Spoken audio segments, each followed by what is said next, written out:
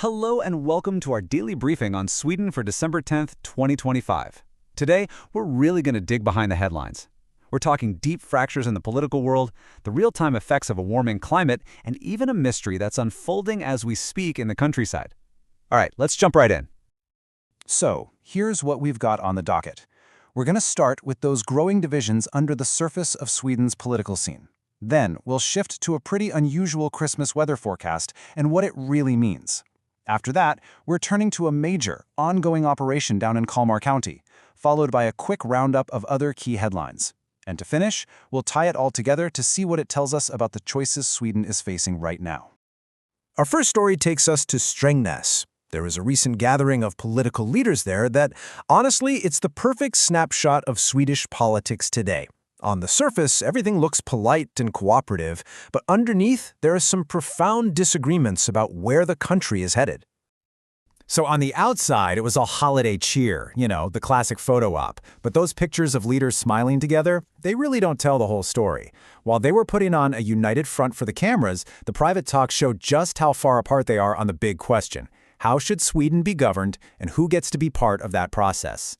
So, what's the real sticking point here? Well, for starters, any serious talk about forming a stable, long-term government has completely stalled. And at the very heart of that gridlock is the role of the Sweden Democrats. This is a party that has just surged in popularity, completely redrawing the political map.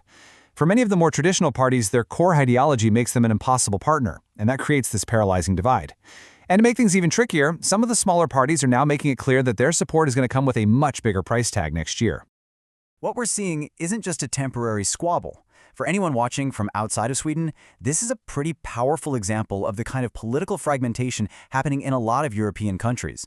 This breakdown of the old alliances, it really just underscores how incredibly challenging it is to form a stable government in an era of polarized politics. And that's a situation that I think many other Western democracies will find all too familiar. Okay, so let's move from all that political heat to the actual warmth that's spreading across the country. The Christmas forecast is looking, well, startlingly mild, and it's a powerful, tangible sign of a much bigger story about our changing planet. So, the big question a lot of people are asking is Sweden actually going to have a green Christmas? I mean, for a country whose entire cultural identity is so wrapped up in snow-covered landscapes and that crisp winter air, the very idea just feels wrong. And this forecast is sparking conversations everywhere, not just about holiday plans, but about what this shift really means for the Swedish way of life. So what's causing all this? Meteorologically, it's pretty straightforward. You've got this huge mass of unusually warm air being pushed north from the European continent by a powerful high-pressure system. And just to be clear, this isn't a minor blip. This is a major weather event that's going to dominate the forecast for the whole holiday week. And what does this actually mean on the ground? Well, we're looking at temperatures that could be 5 to 8 degrees Celsius above normal. That's a huge difference.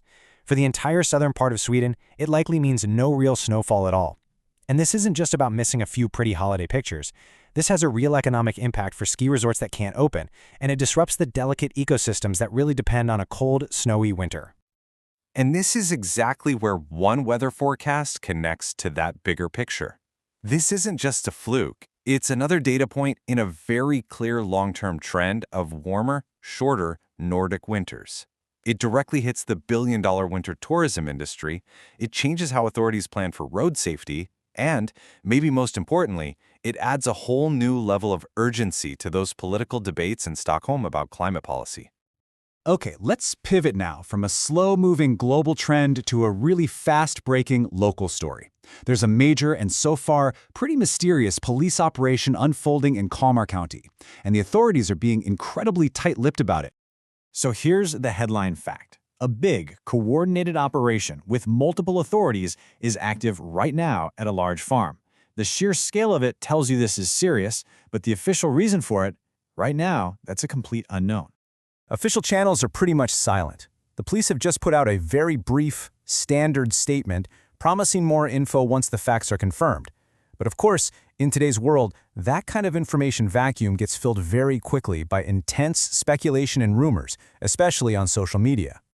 So without an official word, let's just piece together what we can actually confirm. First, the entire property has been secured with a wide police cordon. Second, we know that multiple emergency and specialized units have been seen on the property. And third, local journalists are right there on the scene giving a constant stream of live updates, though of course they're waiting for an official briefing just like everyone else. Now, for anyone watching from abroad, this official silence might seem a bit odd, but it's actually a standard procedure in Sweden, and it's rooted in this principle of cautious communication. The whole idea is to protect the integrity of an investigation and, really crucially, to avoid spreading any misinformation. The authorities here believe it's better to get the story right than to get it out fast. It's a practice designed to build public trust, even if it creates some short-term frustration. All right, to give you an even wider picture of the day, here's a quick briefing on some of the other important stories that are making headlines across Sweden right now. First up, final preparations are in full swing for Nobel Week in Stockholm.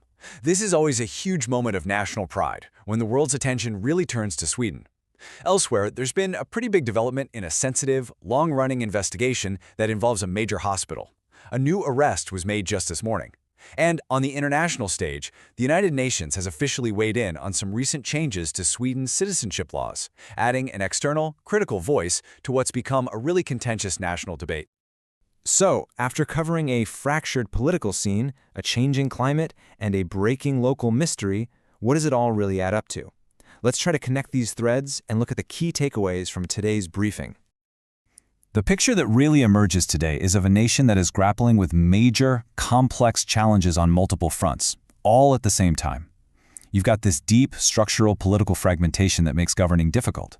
You've got the undeniable effects of climate change altering daily life. And then you have these immediate local crises like the one in Kalmar that are really testing the country's response systems. And all of this leaves us with a really crucial forward-looking question. As Sweden navigates all these complex internal pressures, from its politics to its climate, how is that ultimately going to shape its voice, its stability, and its role on the global stage? That is the story to watch. Thanks for joining us.